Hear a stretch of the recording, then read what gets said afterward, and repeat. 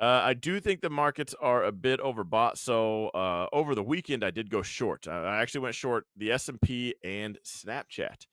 So what I'm kind of thinking right now is a little overbought, and honestly, a pullback into that zone. Like for the Russell, checking that zone. I'm not looking for an absolute meltdown or anything like that.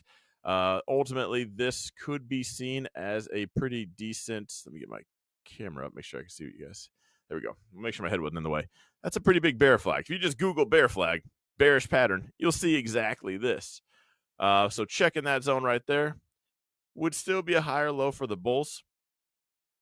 But in case we melt down or anything like that, and I'm not in this particular one, but that's what I'm thinking. Just a little bit red. Not the melt mode, not the sky is falling. Let's get our expected moves updated. Not really expecting much. Yeah, a pretty chill week, I think. We'll pull up the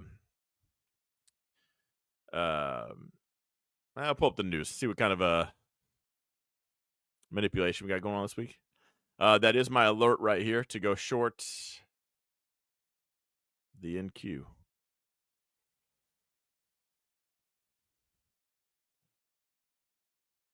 Which I'm gonna do.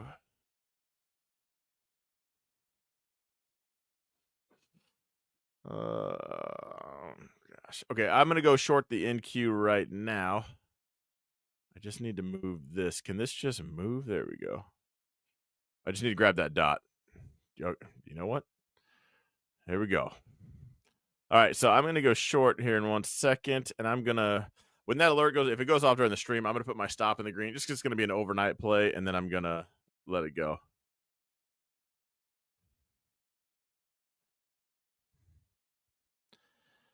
One second.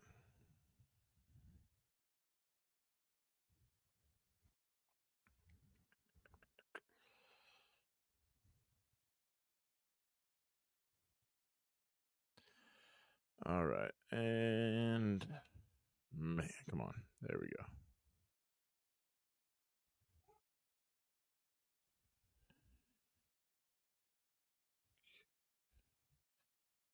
All right, M contract.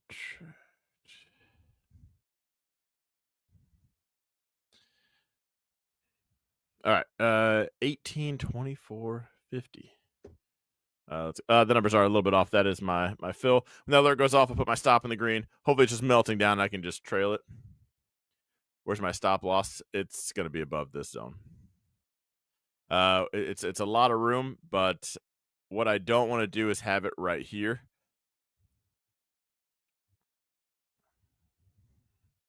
You're just asking for it to tag out.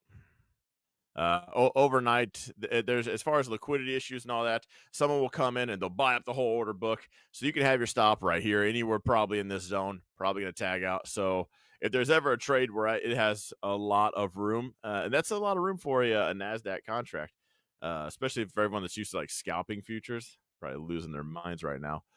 Yeah, you're asking to tag out.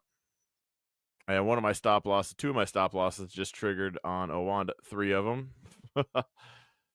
So it looks like 4 of them just stopped out. I'm getting my alerts right now on my phone. Yeah, so again, I was right here, right above this. So 4 of my positions, there's 5, I think, total, maybe 6, just stopped out of my short.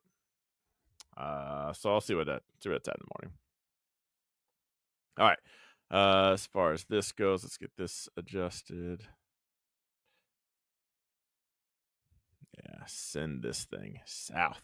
That was my alert to go short the S&P. Hasn't hit it yet, but I did buy SPY puts for over the weekend. And actually, what I originally bought was we'll get into the SPY over here. I'll show you. So right here, I bought the 511 puts, and I was hoping for that last like 15 minutes where you get that meltdown, and I was gonna lock them in. Just didn't get that. But you know, if they were to shoot up green like that, then I would have closed it. But for now, I do think we're just a tad bit overbought, looking for some kind of pullback. So therefore, Friday hitting that zone doesn't concern me. If we got to hit that zone, then reject, kind of like back here, so be it. But that's kind of my play there. Ultimately, again, there's that giant bear flag pattern. This made it to about 5%. This is the 9% mark that I do think we're going to hit. I'm not sold on all-time highs just yet. So yeah. Matt says, weird. Mine did too. If you're familiar with how I do things, it's not a call-out service, but I do talk about my plays as they happen. And if you agree with them, there's a lot of people in my chat that agree with my plays. It's weird how our results are so similar.